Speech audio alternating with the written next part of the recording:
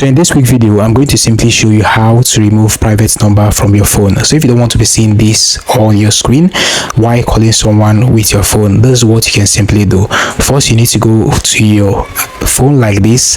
Now looking right here, you can see the phone app. Just go ahead and click on that. This is the place where you can actually dial or call someone. You just need to go to that app like this. So at the top right corner of your screen, you can see the three dot icon right there. So if you click on it like this, let's go ahead and click on it. You're going to be able to see the option of settings. So you just need to go ahead and click on settings like this in order to expand that section.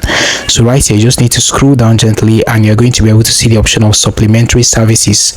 So looking here, you can see that clicking on it like this, you'd be able to see the first one here is SIM 1, while the second one is SIM 2. You can see SIM 1 at the top here and also SIM 2. Now looking right here on SIM 1, you can see show your caller ID. So if you click on it like this, you can see always, you can see never.